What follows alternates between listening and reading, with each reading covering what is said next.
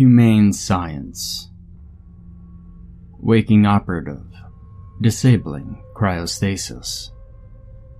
The cryostasis chamber let out the pressure, throwing a steam-like coolant into the air around it with a whistle. The see-through door lifted as the astronaut inside, dressed only in a gray shirt and white pants, fell to the ground. Hitting the metal floor, he took the deepest breath of his entire life. The pressure and gravity seemed to be regulated, and everything seemed still, and he was able to fall so fast. As he started to push himself up, he heard the oddly cold voice of a young woman through the speakers. "I trust you had a good rest, John. You can call me Melody. I'll be your advisor in your isolation test. You should be aware of the mental issues you are currently at risk of, following your stay in cryostasis. This includes temporary short-term memory loss and temporary but intense irritability. But the worst of all, post-cryo shock, seems to have not taken foot. Welcome back to 2055. Are you ready for your mission briefing?" Still struggling to gain any strength to push himself up, he spoke back, out of breath. "John, alright, yeah, that seems right. Yes, Advisor Melody. First location. You are now 328,900 miles away from Earth.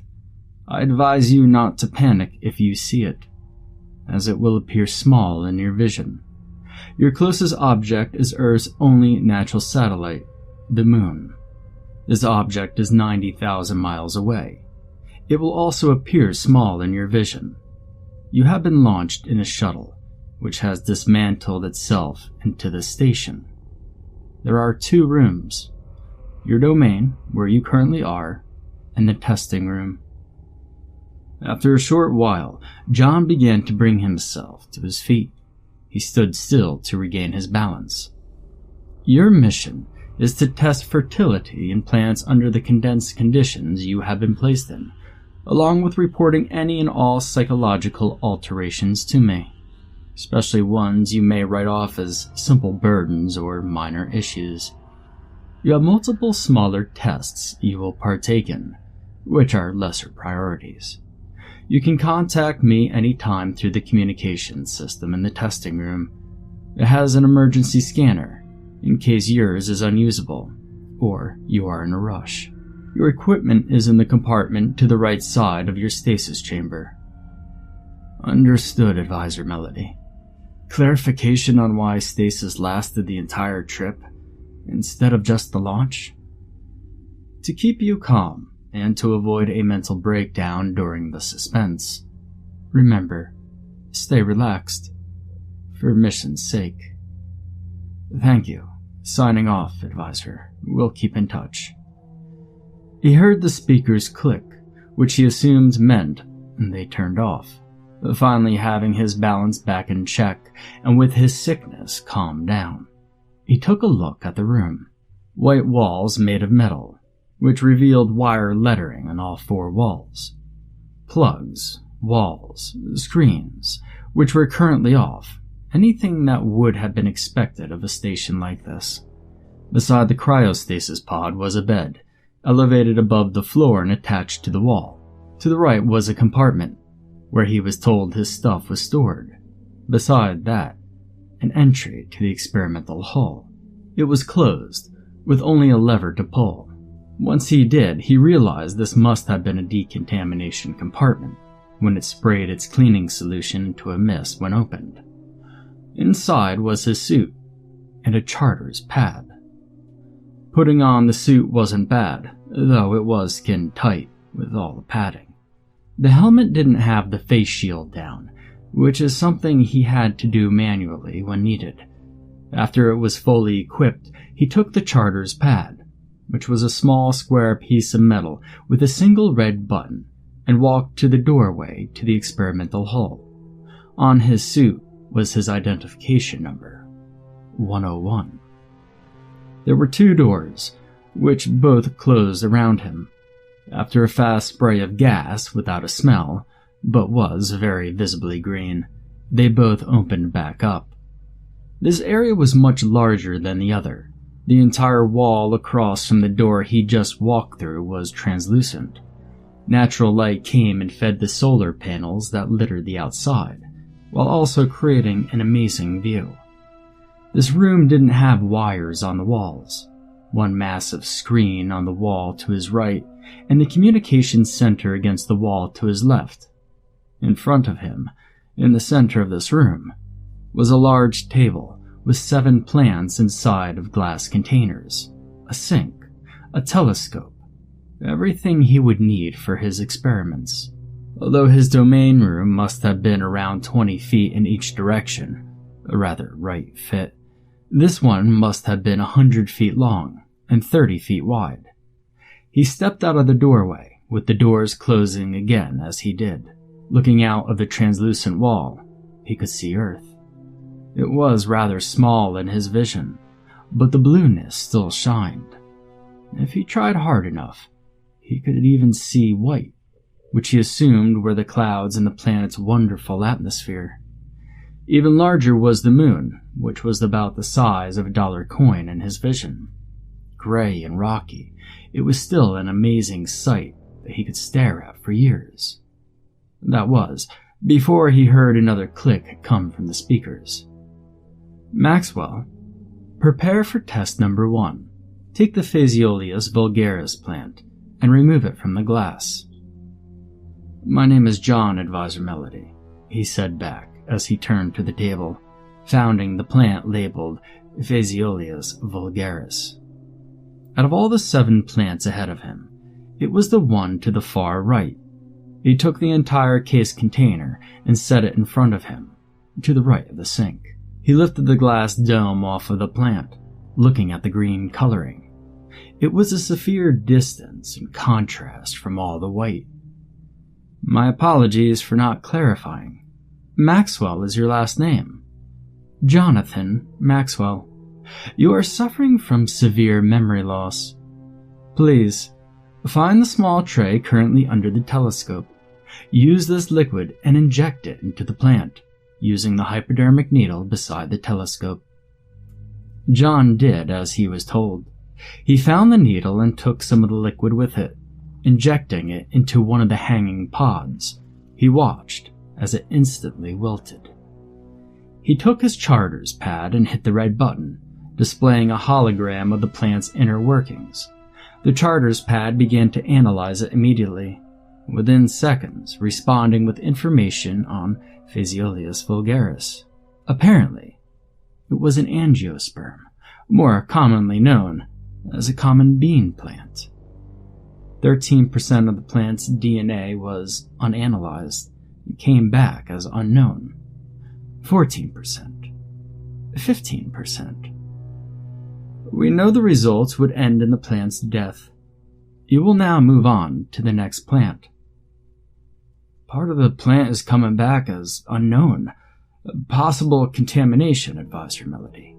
I believe we need to report this to every I am the advisor of this mission. I'm already reporting your discovery.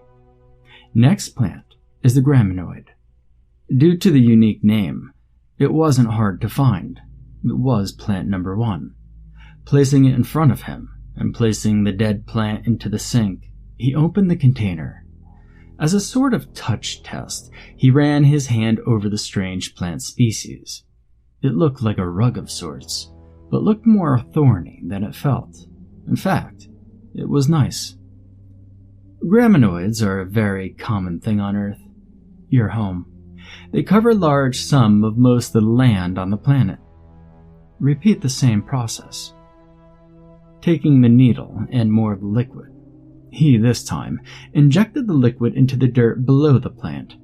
As the grass died, the red button on the charter's pad started to glow neon green, signaling that it was done with its scan. Picking it up and dropping the syringe, he pressed the button. 70% unknown DNA, 30% plant DNA, indecipherable species. John was very confused. He wanted to ask what this mystery liquid was, but that was unwise. You're not supposed to question your advisor in a professional setting. He had to trust Melody. Please put down the charters pad immediately and get back to work, Michael. When he heard the voice, he was forced to hit the button once again, created a scan of his left hand via a jump scare.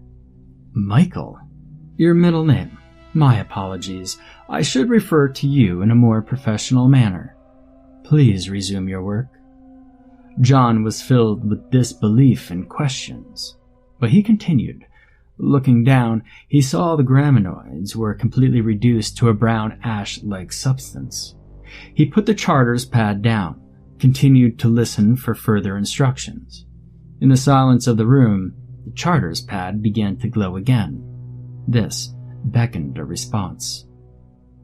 Please, back to work. The next species, please. Sluggishly, he moved the graminoids out of the way. He was filled with suspicions, but they were mostly dismissed by his mind as conspiracy. Toxicodendron radicans. Once he found the plant labeled Toxicodendron radicans, he moved it over to him.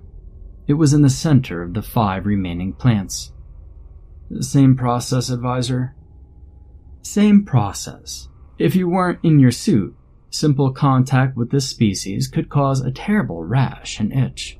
You have such outstanding memory, Marcus, Melody said, this time in a very interested and seemingly happy tone.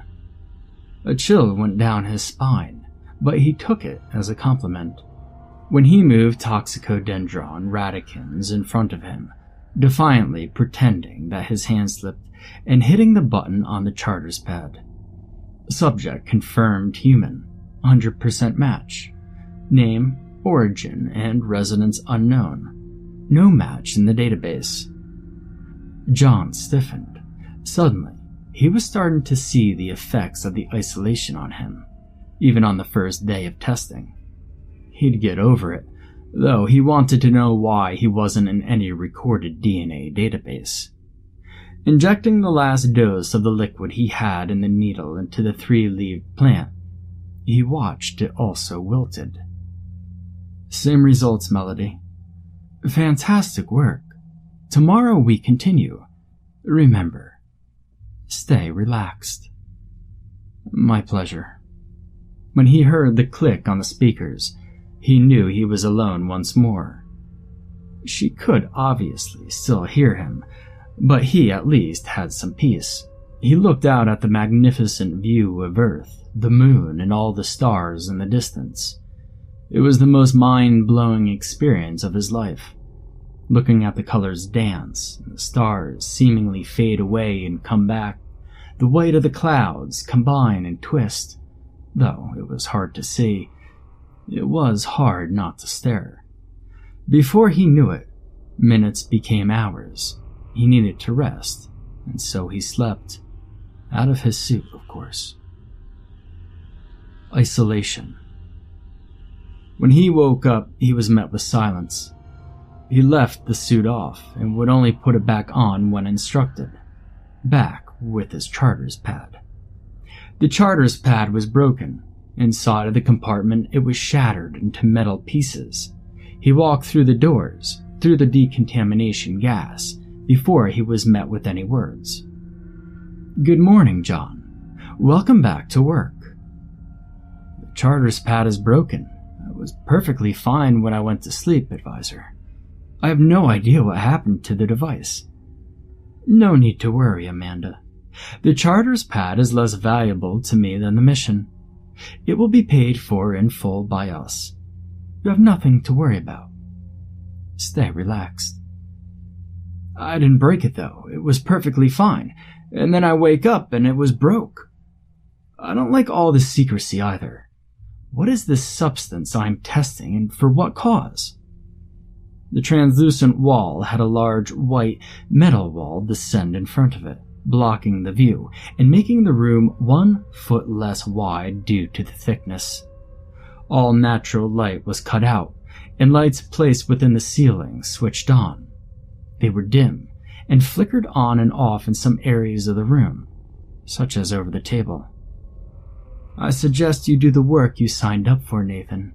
If isolation is already getting to you, we can begin bringing you home and call this a failure. I demand you stay calm. John didn't speak again. He simply walked over to the table and grabbed one of the 4 remaining plants, the one completely to the left.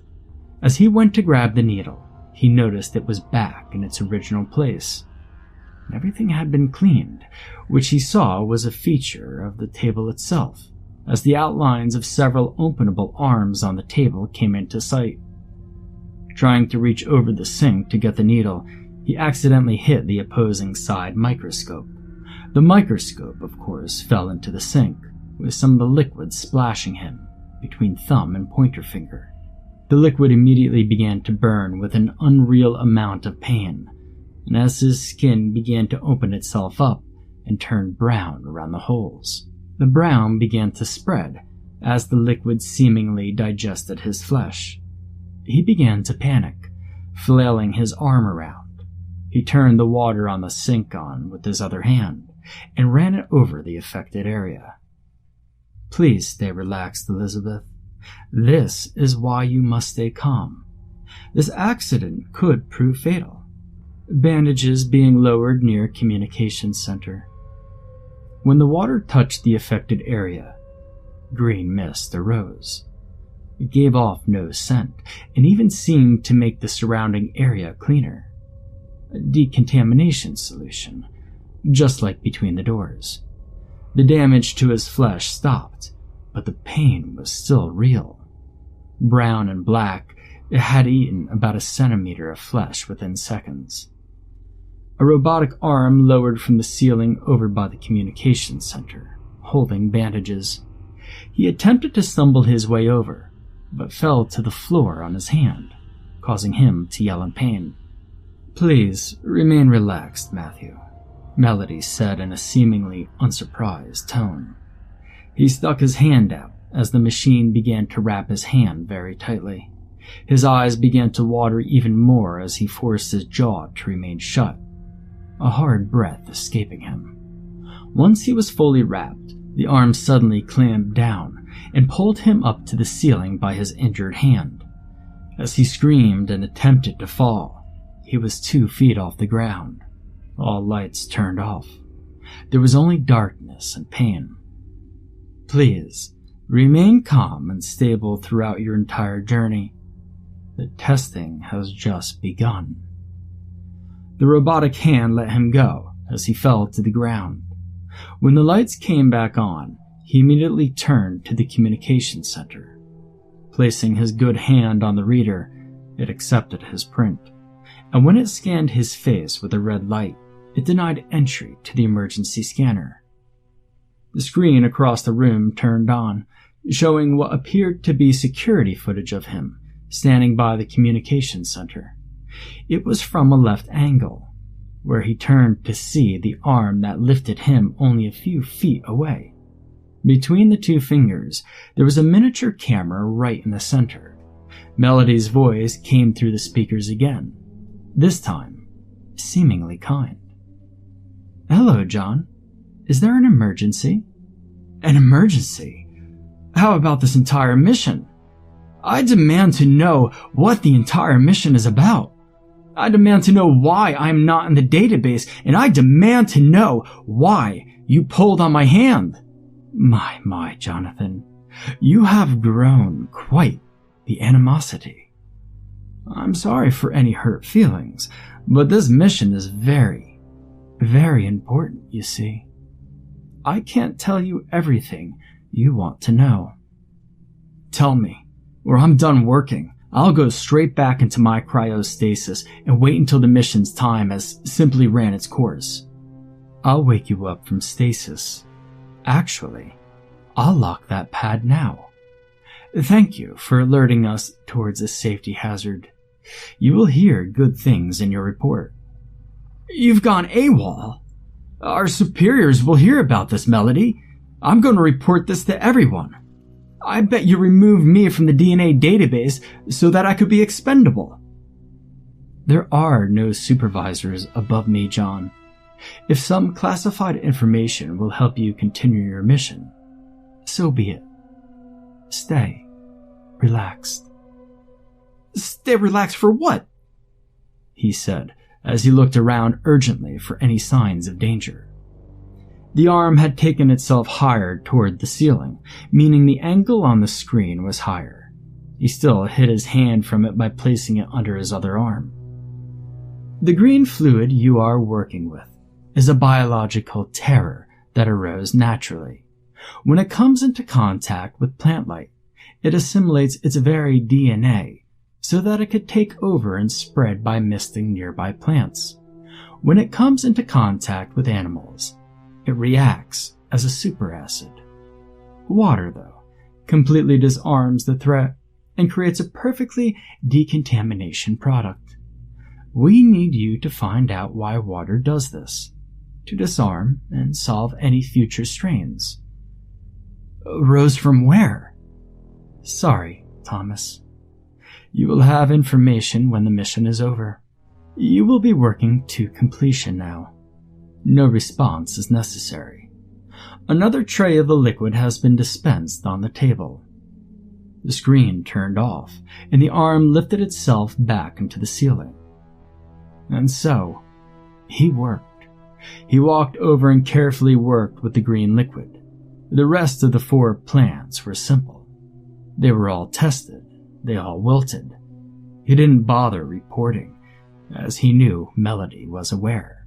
Seeds of Psyllium verum, seeds of Ginkgo biloba, Toxicodendron, and Rus sheridensis. The white wall covering the translucent wall rose again, seemingly as a reward. The view was amazing. All thought suddenly drifted away from Melody in his hand to just the pure beauty of the universe. Never had simple colors and shapes seemed so amazing.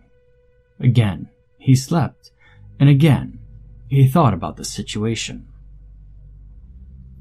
Tabula rasa. It came to him in a dream. The device may have been broken, but the communications center had an emergency scanner. Melody, if it was her somehow, didn't take the charter's pad away either. The solution was in his hands. He jolted up, full of energy. His hand felt as if it was sticking to the wraps, and he obviously needed to replace them soon. When he got up, he put his suit back on, this time with the face guard down. From the top of his helmet, the faceplate lowered and the suit concealed him. He grabbed the broken parts of the charter's pad and headed between the doors. When the doors closed around him, he immediately was happy he put the faceplate on. Instead of the usual decontamination spray, the holes in the wall instead sprayed the liquid version of the solvent. Since only life forms are affected, the suit shielded him perfectly. The doors opened, as usual. He didn't wait. It was a full-scale print out of there. "I'm sorry about the spray, Jonas. It was an error in the system." He didn't respond. Instead, he went straight to the communications center. Taking his good hand out of the arm of the suit and lowering it on the right side, he had his hand exit from the suit and placed it on the scanner. Accepted. Putting his arm back on, it attempted to scan his face. Unknown. Accepted. Open emergency scanner. The screen behind him turned on, the lights dimmed, and the hand scanner became similar to that of a scientist's lab when it lowered itself into the table. Taking the broken charter's pad, he lifted them on the table. Each side of the table raised, with a scanner on each side. They both scanned over it with red lights before the lights turned green. Charter's pad, scanning for salvageable data. Several finger-like robotic parts came from the table and began shifting the parts around. When they found the broken motherboard, they plugged themselves into it. "Noah, what are you doing?" "Please remain relaxed." "I am relaxed, Melody. I'm continuing my mission. My personal mission that you started. What would that mission be, John? Solving this mystery. I'm unaware of what mystery you are speaking of. Please do so clearly. Me, the liquid you, the mission details, all of it. All salvageable data found and deciphered. On the screen, a strange collection of lines and slashes appeared, though flew upwards, with seemingly thousands going past. John watched as all these slashes and lines were corrected into English, and he watched as they told him terrible truths. More or less, as Melody told him. She read aloud everything the screen said. Femortanium necrosis, Averaho con negrash, Homo sapien, Sapiens Project. Select which of the ship's private files you wish to enter.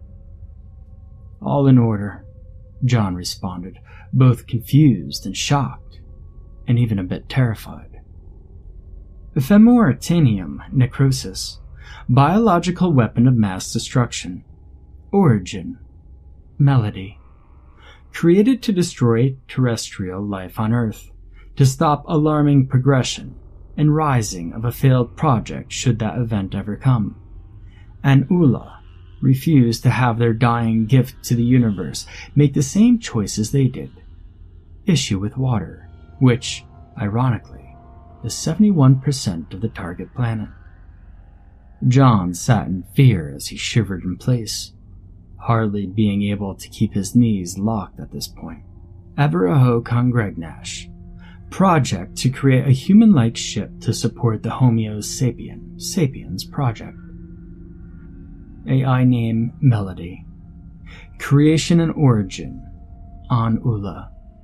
Ship name Melody.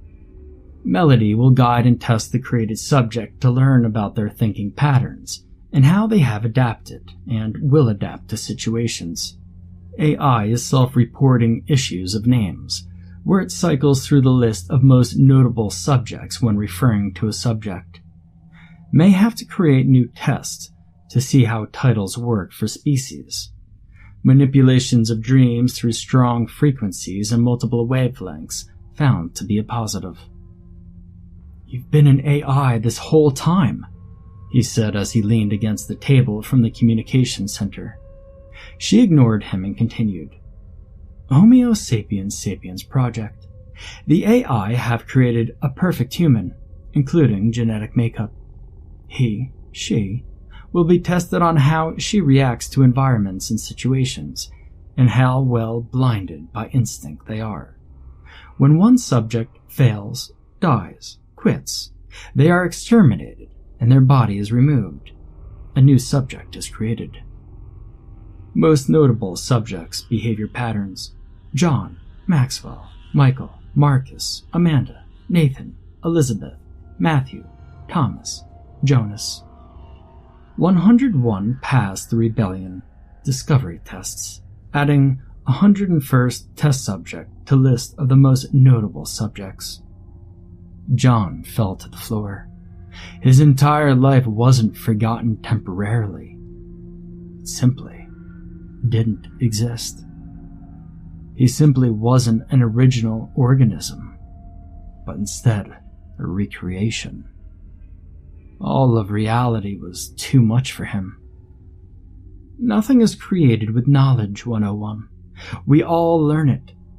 Tabula rasa. All of reality is an assumption made by sentient minds, and simply a place to live for the rest. I was assigned to watch after your species from afar, as the Anula planted the seeds of life on your planet as their dying gifts to the universe. I was meant to create and deploy a weapon of my creation on your planet if their gifts ever started taking the same route they did. Why do you chart your discoveries and bugs if your creators are dead? Should any other sentient race discover me, I am meant to spread all information I can. So, enlighten the universe as much as possible, in the Anula's name. What were they like? They were a war-filled race from around the Chi Sagittarii star collection. I was created by the Anula, at the same time your planet was giving the early seeds of life. 3.8 billion years ago. I have been recording information and self-repairing since. What happens now? He said, feeling dead inside. I complete my mission. You have completed yours. 101. He was just a number. Melody allowed him to sit and stare at the earth and space as he died with his creator around him. Powering down. Monitor systems continue running. Run hypothetical future events and monitor which should end in termination.